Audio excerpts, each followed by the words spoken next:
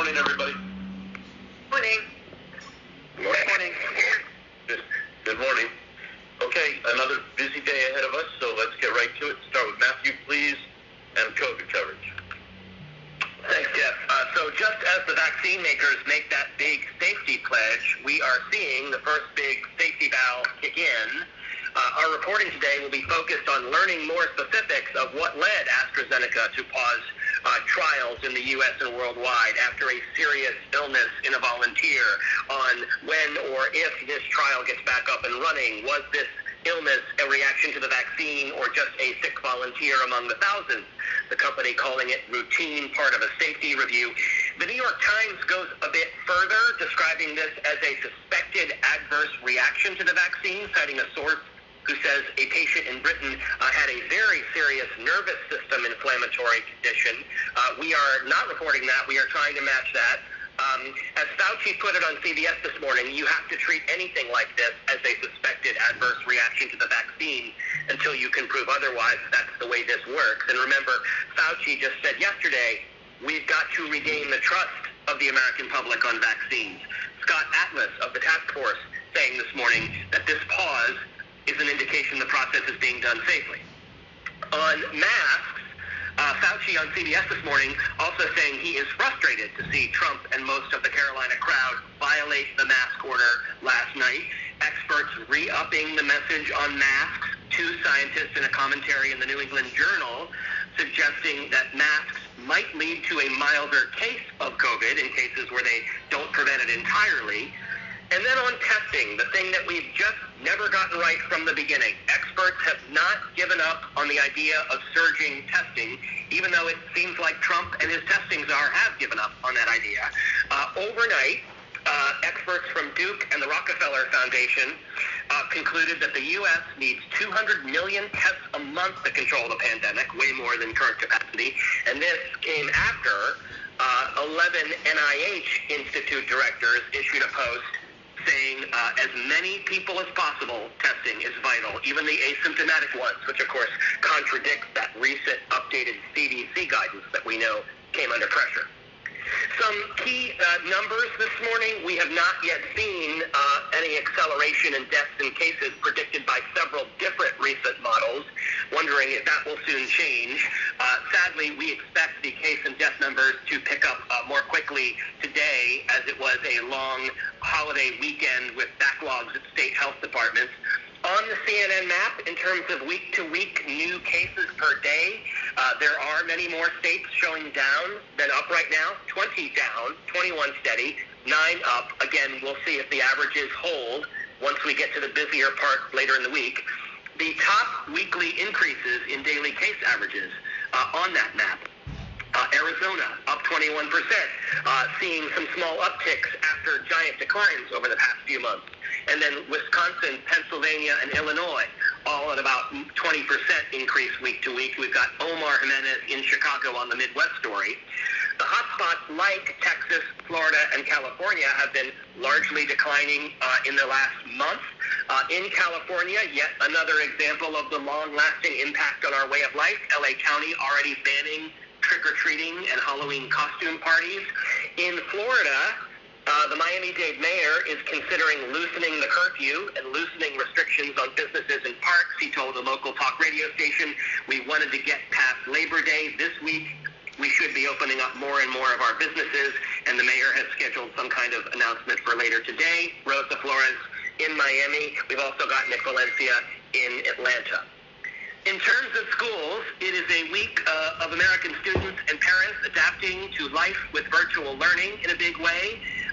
We'll see if the districts get past all those cyber issues yesterday. The Hartford school system trying yet again to start the school year today, so far successfully, recovering from that ransomware attack that scuttled the first day yesterday. Technical issues in other places as well. New York City moving closer to the September 21st big opening day. The vast majority of classrooms passing ventilation inspections. And then the college struggle that we've been talking about each day. The University of Tennessee one of the latest and best examples of the struggle. Not only are there hundreds of infections and thousands of people quarantined at UT, but fraternities, according to the chancellor, are actively undermining the effort, communicating to houses on how to have parties without being caught, how to avoid the police and off-campus rentals. Bianca Goladriga has had a piece this morning wrapping up the struggle on college campuses, available on education lines through the day. We are also chasing reports that a student college football player in Western Pennsylvania at California University died of COVID. More to come on that. On the health front, a couple of important alarms sounding on the impact on children. More than 500,000 kids diagnosed with COVID throughout, and a 16% increase over the past 2 weeks, according to the American Academy of Pediatrics. And a new UN World Bank report warning that the pandemic is undermining decades of progress in reducing all kinds of childhood illnesses and deaths. 2/3 of countries reporting disruptions in regular childhood checkups and vaccinations. Flagging some really good Elizabeth Cohen reporting on remdesivir that published last hour. Remdesivir, the only drug authorized to treat COVID. While other countries have supplies aplenty, the U.S. is struggling with shortages and rationing because the country gave one company exclusivity, and some lawmakers are furious about this, and Elizabeth available to talk about this as well. And we've got Sanjay on the broader health picture. And then on the sports and COVID story, we've got increasing pressure on college football and lots of questions about anticipation of the start of the NFL season. Baylor is the latest school to cancel a football season opener after some other cancellations at Texas and Oklahoma schools. There's growing political pressure to restore big college conference play. Political leaders from around the Midwest sending a letter to the Big Ten commissioner urging the conference to reconsider its postponement. We've got the Chiefs-Texans opener with 22% crowds at Arrowhead Stadium tomorrow, and the Broncos also announcing a limited number of spectators will be allowed in a few weeks at the second home game. We've had Carolyn Mano up on this morning. And the COVID wrap pieces today are Nick Watt for 4, 6, and 8, and Athena Jones for 5, and 7, and 9. And I'll hold there. Good. Thank you very much, Matthew. International COVID. So AstraZeneca is the story for us as well, the setback when it comes to the trial. We've got Nick Robertson, who's covering this from London and is kind of getting the latest information we have on the patient there. And also we're looking at what is happening globally. We know that they say that the trial has been paused globally, but we are hearing reports that it's still continuing in some countries like India, so we're chasing that. And just, playing into this, we've got exclusive access to the Sputnik phase 3 trial. Matthew Chance is going to be watching people take their shots and speaking to people there. So this is really good access for us, and obviously it kind of raises the whole question of, the need, rather. It raises the question of how important it is to keep these phase 3 trials sort of at the forefront, and obviously Russia has a slightly looser approach to that. So Matthew will be available on that. And then a few other COVID strands. The UK is seeing a considerable spike in cases, 2,000 daily, and they've announced that they're limiting gatherings of people to 6 people from 30. It's all very confusing, and that seems to be this ongoing theme at the UK. Schools are open, workplaces open, pubs are open, yet you can't hang out in your garden together. So Scott McLean is on that, and Boris Johnson is giving a press conference at 11 o'clock Eastern, so we'll see what he has to say and what the reaction is. France is also seeing an increase in patients in intensive care. We're seeing a spike in Israel, which Oren Lieberman is covering. And then finally, a story that Delia Gallagher is reporting on for us. The Pope had his Wednesday weekly audience today, and he wore a mask in the car as he was going towards the gathering, but then took it off when he actually met the public. He was behind a barrier. They're all getting screened, and they all have to wear masks. But it's just interesting to see how he's handling the situation. So Delia is on that. Thank you very much. Business. Jeff, good morning. U.S. futures higher investors after a sharp decline on the NASDAQ. Tech stocks plunged into correction territory yesterday. Tesla suffering 21% of its value. Meanwhile, Congress remains completely stuck in this partisan maneuvering over another stimulus bill. We know that the Senate will vote on Thursday on this procedural motion on this skinny bill, this scaled-down stimulus bill. Chuck Schumer telling John Berman this morning he believes the bill will pass but that the current scaled-down bill is the result of a cynical exercise by Senate Majority Leader Mitch McConnell designed to simply check the box, and he knows McConnell knows it will not pass. Lauren, Manu, Bill, tracking that on the Hill, and Julia Chatterley and Allison Cossack are both available from New York. As we've discussed many times on this call, misinformation continuing to abound regarding coronavirus.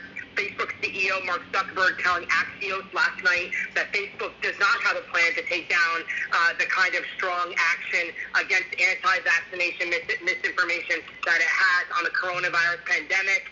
This misinformation is also winding up in a very unlikely place. Wall Street research notes suggesting that investors use these research notes as a way to trade on the markets. And in August, one analyst painted a rosy picture about the potential for herd immunity, and the same analyst was also appeared in a hydroxychloroquine video that was later removed for spreading misinformation. One Wall Street insider telling CNN's Christina Alessi exclusively, this was one of the more disturbing pieces of research he has seen in his 33 years in the industry. Christina Alessi is up and available on that this morning. Meanwhile, Joe Biden leading Donald Trump in Pennsylvania, but according to folks there, most of them trust Trump to handle the economy more than they do Joe Biden. Cities in the Keystone State, such as Williamsport, have largely gone unscathed on the health front, but really feeling acutely the economic downside as a result of the virus. Vanessa Yurkevich is live in Williamsport this morning, which during its heyday, believe it or not, was called the home of millionaires. Now the city is on edge. It's the Little League Baseball World Series not being held there. The minor league baseball season has been put on hold. They estimate they're going to lose up to $40 million this year alone. And add to that the newly canceled route from American Airlines, which are supposed to have gone into Williamsport Airport, largely because of a drive in tourism. Vanessa Yurkevich in and available around a piece on that. Fantastic. Highly recommend shows play, and that is where we start on coronavirus. Okay, good. Thank you. Thank you very much. Washington, COVID. Okay, so after this rally in North Carolina last night where the president and his team openly disregarded the rules in North Carolina and without social distancing and mostly without masks, Fauci this morning saying he's frustrated to see him hold rallies without masks. He says he said that a bunch of times before. And just to note that this whole AstraZeneca mess is on the politics of this vaccine, it's a reminder that the president's aggressive timetable is really we're going to have to deal with some things before we get there. So at 10 o'clock, NIH Collins and Surgeon General Jerome are on the Hill, so we'll see what more we get on all things vaccine and politics. Richard talked about stimulus, and that vote will be tomorrow, and it's all about holding the Republicans together for that. And then on the voting part of this, a big part of what Trump did in North Carolina last night was on voting. He again encouraged his supporters to vote twice. He also whipped up the crowd by ordering his supporters to act as poll watchers. This all, as Ben Ginsburg has an op-ed that basically says not only is Trump wrong, but he's undermining Republican efforts around the country to get Republicans to vote. So that story on voting integrity today. And then there are no Trump events scheduled at the moment, and there is a noon briefing that we don't have as yet. Okay. Ben Ginsburg will be a guest with Brianna this afternoon. Okay, let's open it up for thoughts on COVID, please. Hey, Jeff, Ben here from CNN Spanish. Just want to give you a heads up.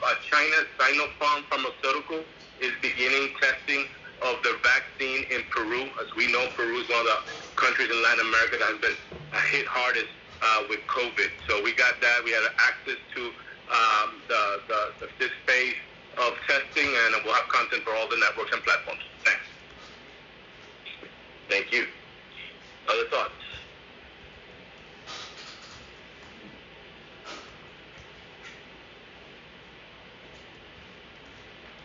Okay, Matthew, domestic. Okay. Okay, so this really serious, really widespread wildfire emergency out west, millions of acres in 3 states, dealing with emergencies from almost 100 fires. In Oregon, the governor calls this a once-in-a-generation event. 3 fires burning 250,000 acres, large portions of the city of Medford under an evacuation order or get ready to evacuate. This is a city of 80,000 people. Washington State says more acres burned this week than in the past 12 fire seasons. We told you about the one town that lost 80% of its homes and buildings. There is, of course, the huge California Creek fire, still at 0% containment. Hundreds of structures burned, hundreds of rescues. New Day just had a strong interview with that camper who shared the video of him being surrounded by fire on all sides. And just noting the climate crisis part of this, the governor and scientists at UCLA in particular are drawing a clear line to human-caused climate change for the hotter weather and the drier vegetation contributing to bigger fires. We've got Dan Simon on the Central California Creek Fire. Ryan Young is in Monrovia, California, near the big Bobcat Fire. We've also got Lucy Kavanaugh in Portland, ready to move to the other part of Oregon, and we're talking about that. In Rochester, lots of fallout and upheaval still over the Daniel Prude case. The police chief and his command staff are out, retiring, so to speak, in the wake of protests and accusations. The mayor had claimed the chief lied about the nature of the original call, the chief firing back about attempts, he says, to destroy his character. A new lawsuit filed by Prude's family, alleging a cover-up, alleging violations of training, saying that he was a man having a mental health episode and not a threat to officers or anyone else. And last night marked the 7th night of protests in Rochester, including demonstrators painting murderers in giant letters outside the public safety building. So we're still awaiting a word on where that investigation is going, and Alexandra Field stays on this story from New York. In Kenosha, we're also waiting for word from the Wisconsin Attorney General on the Jacob Blake shooting. Meantime, CNN has an exclusive interview with the only survivor of the vigilante shooting on the streets of Kenosha. Sarah Seidner interviewing Gage Grosskreutz, the one who was shot in the arm, says he was a former medic, that he came to peacefully protest and help others, and now he says he's in constant pain, excruciating pain that just doesn't go away. And just this other interesting note, the big move by the Oscars in the coming years. The Academy will require films to meet inclusion standards to be eligible for Best Picture, meeting requirements on the makeup of actors and creatives and film leadership. And I think that is it. Okay, thank you very much. International. So just one other story to flag. This fire that has broken out in a huge migrant camp in the Greek island of Lesbos. 13,000 people there. We've covered this quite a lot over the recent years. Phil Black is going to come up on this. We've got amazing pictures of the camp itself. But it went under quarantine last week after some COVID cases, and we think that people were very unhappy about that, and there's a sense that the fire could have been started from within in the camp itself. So that's just the other non-COVID or kind of COVID-y story that we're doing, and Phil Black is on that. Okay, thank you. Business? Aside from the headlines I mentioned, there's nothing else to add. Thank you very much. Washington?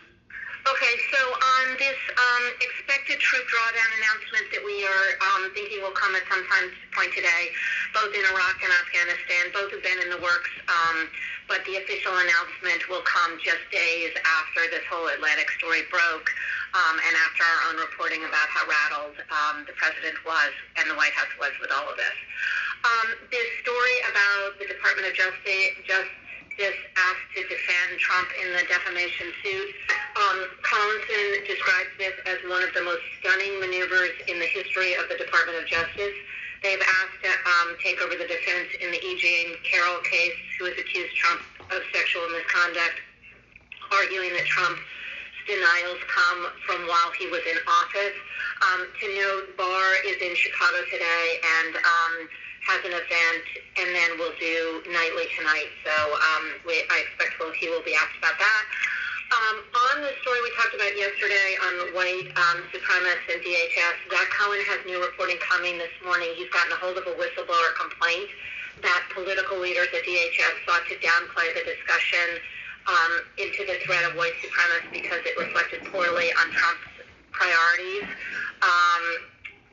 Chris Schneider will handle this for TV, and that will come later. Chad Wolf we see at 11 today, so we'll see if that comes up. And then just to note on Trump last night and his latest rally debate, his rhetoric on Harris escalating sharply, saying a Harris presidency would be an insult to our country. And that's what I got. I think all three of those last 8 things you mentioned are worthy of good conversation. The comments he made about Kamala Harris, without question. Eugene Kelly bar, so he'll be asked by Pete Williams tonight on Nightly. I think that will deserve some follow-up conversation tonight. I'd point everybody to Steve Vladek's Twitter feed for really strong analysis on that. And then the thing that you had before that, which just escaped me. The white supremacy threats was what it was, which I think which we covered yesterday and which deserves further attention today. Okay, before we move to politics, any other thoughts? Hey, Jeff, it's David. I just wanted to make one point about contextualizing Ben Ginsburg. He's without a doubt the preeminent election lawyer on the Republican side and probably one of the most preeminent election lawyers in America. He's also had a front row seat to every Republican election initiative for the past 4 years. If he says voter fraud isn't a thing, that's kind of the end of the story. And we ought to treat that as a definitive answer as we cover the story throughout. Our refrain ought to be, Ben Ginsburg was across us for 40 years and says it doesn't exist. So he'll be a guest this afternoon with Brianna and John and Eric. Let's heed exactly what David is saying and make sure we make that clear. Other thoughts?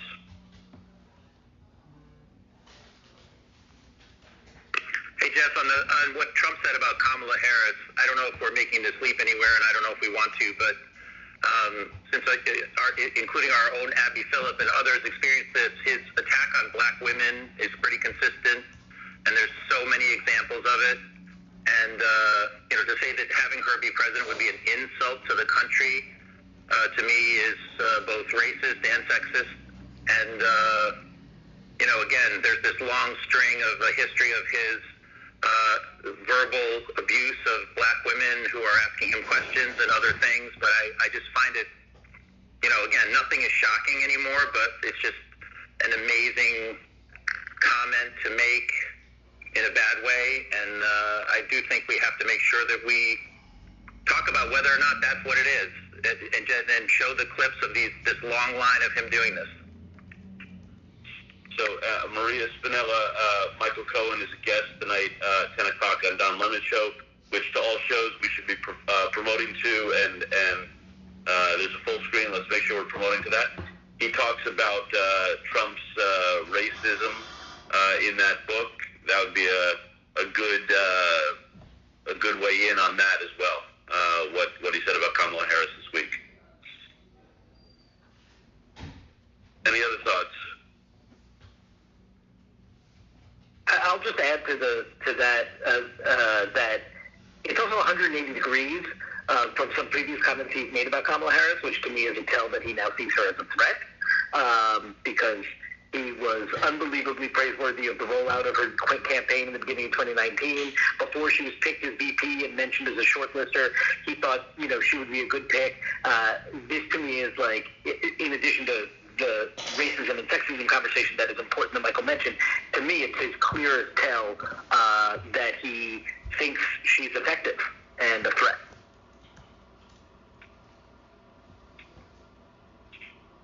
Other thoughts?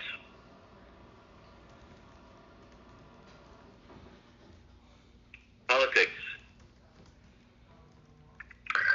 Joe Biden heads to the home of the Reagan Democrats today in Macomb County, Michigan, which is a place that really does tell the story of Donald Trump's electoral success in 2016. His ascendancy to the presidency can be sort of encapsulated in a place like Macomb County, a place that Obama had won, that Trump dramatically turned around to his favor. And Biden is going to, make a direct appeal to working class voters, specifically white working class voters in many cases, but selling his Made in America agenda, and that is at 1:15 today that we expect him to speak. Part of the rollout of this plan is that on top of his proposed 28% corporate tax, he would put in a new 10% surtax penalty on companies that are manufacturing goods or moving operations overseas, and then profiting back home on that stuff. So he would also put in a tax credit, a 10% tax credit for companies creating jobs in the U.S. He has talked about this policy before, but not here in this all-important kind of political place that he is going to be putting this out today. He also discusses a bunch of executive orders he would take, which is something he has said you can't do everything by executive order. He's much more a proponent of legislation than executive order, but that is part of this as well. And as you know, Jake is going to interview him this afternoon, and I'll let others go through that rollout plan. Joe Biden's Latino problem that we have discussed several times on this call, where we've seen for months he's been sort of underperforming where Hillary Clinton was, appears in this NBC Marist poll that came out of Florida yesterday. Most acutely, this is a problem for him in Florida. I mean, you look at the divide between the Cuban vote, where Trump runs up the score as expected, and then where the non-Cuban Hispanic vote in Florida, Joe Biden underperforms where Hillary Clinton was and doesn't make up enough ground, and leads to the tied race there that we see in that NBC Marist poll. Obviously, part of what also makes it a tie is Biden's success with seniors and overperforming there. But this notion of how the Biden campaign addresses this issue that they've got will be a story going forward, not just in Florida, but obviously in other battleground states, such as where we find Kyung La today in Arizona. She's taking a look there at the critical role that suburban women will be playing in the Democrats' attempt to flip that state from red to blue. But it is also a battleground with a significant Latino population, but we don't see, again, because of the divide I was talking about in the different slices, we know it's not a monolith. We don't see the Latino problem for Joe Biden as acutely in a place like Arizona as we do in Florida. But Kyung will be taking a look at the suburban women there. I can't stress enough how much flipping Arizona is really part of the Democrats' path to 270 that they are putting a lot of effort into that state. And Richard mentioned that the additional NBC Marist poll out of Pennsylvania today showing Joe Biden with a lead there. Obviously, part of that Michigan, Wisconsin, Pennsylvania path that Trump busted through to get to the presidency. And I think that is where we start. Thank you, David. Does anybody have any thoughts on politics? Hey, Jeff, it's Cynthia. I think that the dive into how Trump has used the communism, socialism rhetoric as part of his hook for the Cubans in Miami, how that has resonated, and how the Biden team has not done enough to counter that. This is all that the only reason they are supporting Trump is because of that narrative. And that narrative and the fact that, sadly, I have to say, there's a population that is very attracted to bullies. And I just think that we have a deeper dive to talk about that. And I think, there's a stark contrast that they're not doing enough in Central Florida, where the Puerto Ricans have a very different take on Donald Trump, and where there is a large community of other nationalities that are on the fence. But as long as they keep pushing that narrative and no one is countering it properly in Florida, the Cubans are going to vote for Trump, and that's terrifying. And who's your secret weapon? I think you have several. I think you have voices that we haven't shown. We have Emilio Estefan, who has come out publicly to say that he is going to vote for Biden. There are several important personalities that do have weight that are saying, don't go that route. And those, by the way, those were Obama's secret weapons, the same ones that Obama had. And so I think that there is a way to counter the narrative in Florida that is not being taken advantage of. Okay. Other thoughts on politics?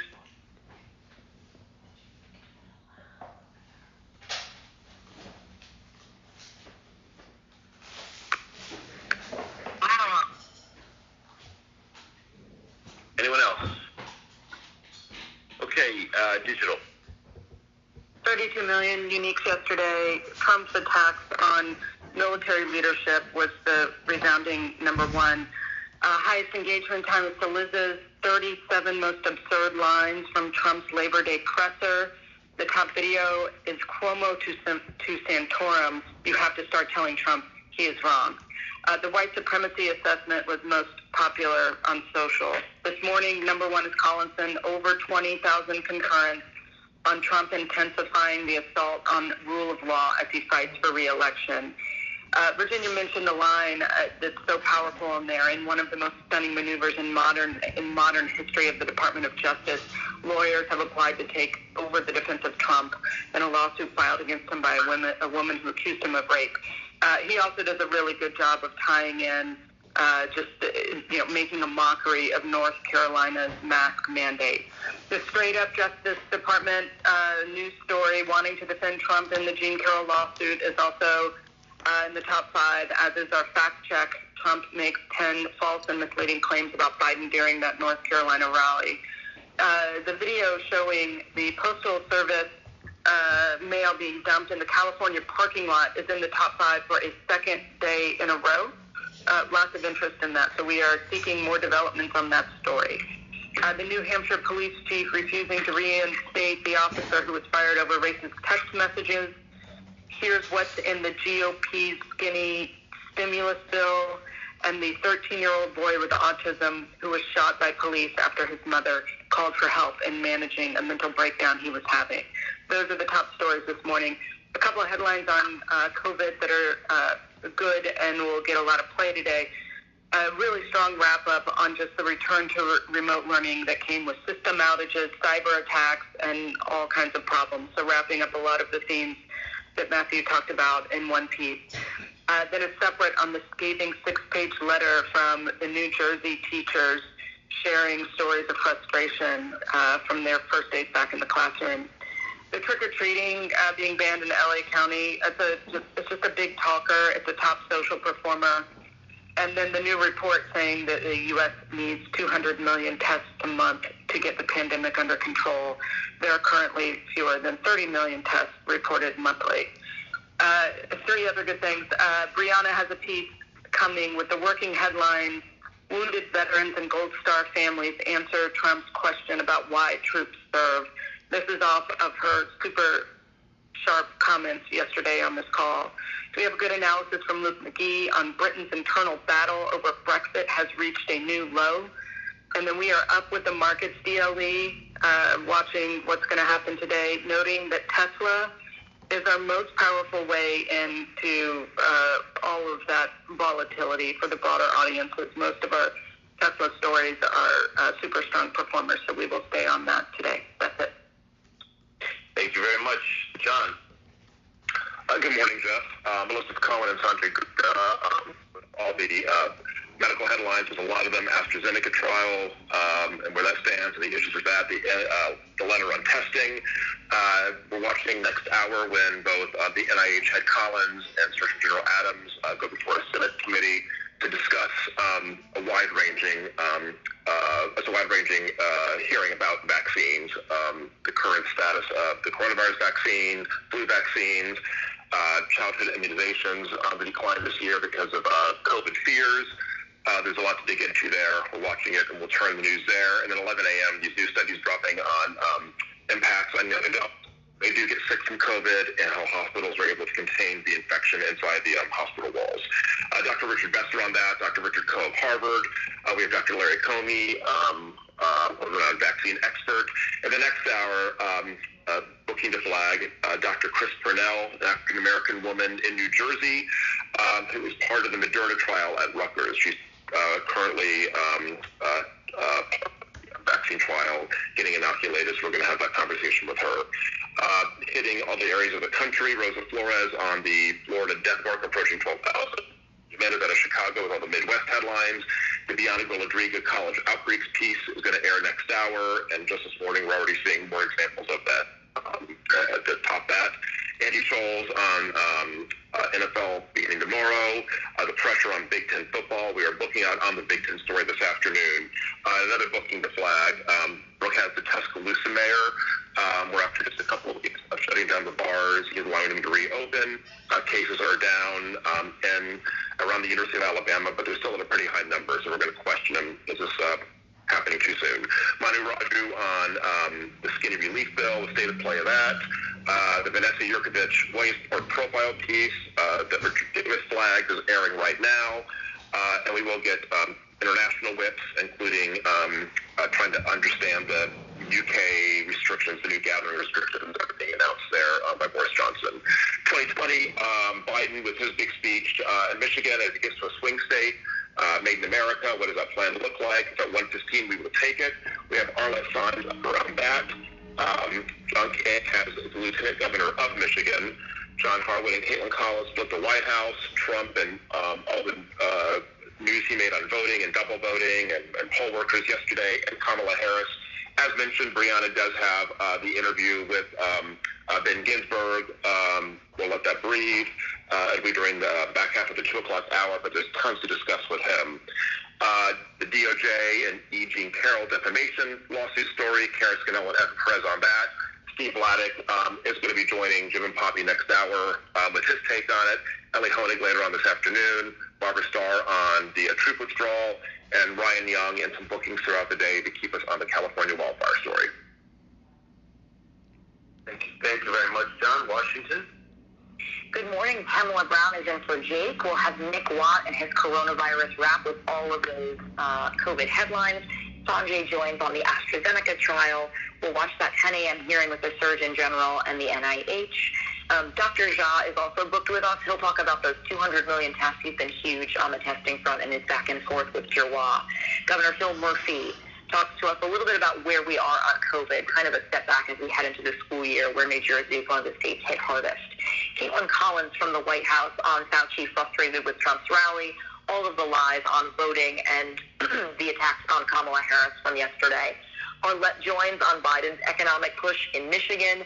Barbara on the troop drawdown. Sarah Seidner has her exclusive with the surviving victim of the vigilante shooting. Kyung takes a look at those suburban women in Arizona. And of course, Jake is taping his interview with Biden during our hour. Federico will have a newsy bite rolled out sometime after.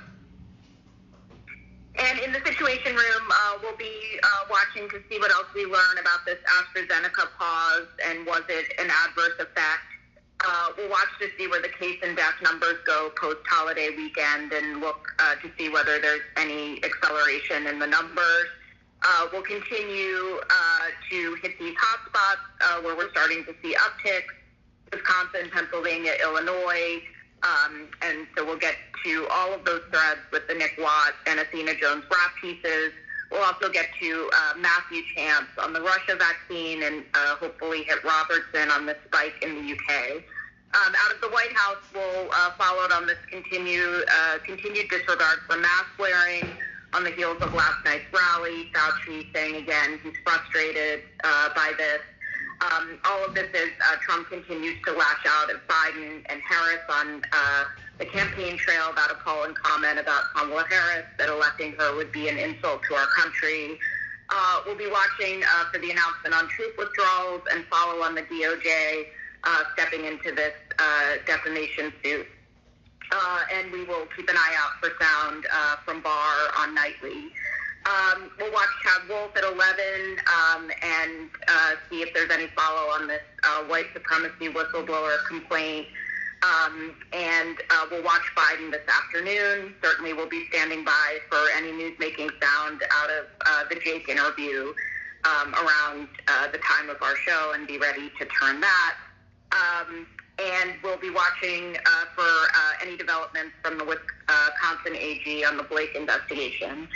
We'll continue to monitor the fires, and we'll be ready for anything else that breaks through the day today. That's where we're starting.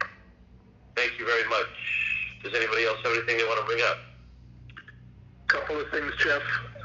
On the troop drawdown, I just noticed that late this morning, Brett McGurk had a very interesting thread about what a fraud he thinks this whole thing is, because his argument is we've deployed thousands of more troops around the Middle East post the Soleimani killing to help the Saudis and to protect American forces who are at increased risk. In his mind, it's just an interesting counter to we're pulling out. And I just had two questions. I was just wondering if anybody is hearing anything about when, like, the first drop might be from Woodward's book. I would think the Post would be doing that soon. I think that I think we'll have we're looking at that closely for hopefully sometime later today. But we gotta, we're keeping an eye on it. Cool. And the other question was, I was just really surprised at some of the crazy shit Mark Meadows was saying last night about the Durham report and all of this amazing stuff he's seeing that shows how many people are in trouble. Do we have a timeline on Durham or anything? Yeah, his comments were, I believe, yesterday morning after a Fox Business gaggle, and they were highly inappropriate, showing, if indeed true that the White House is aware of what's going on in the Durham report, which is completely inappropriate. Other thoughts?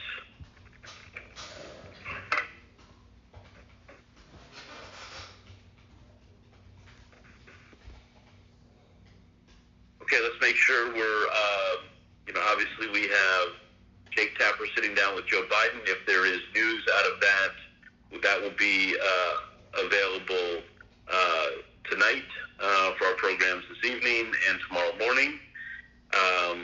We have the Michael Cohen interview tonight on CNN Tonight with Don Lemon at 10 o'clock. Let's make sure we're pushing to that. And we'll keep our eye on whether on the Woodward excerpts at the appropriate time. Have a good day, everybody. Thank you very much.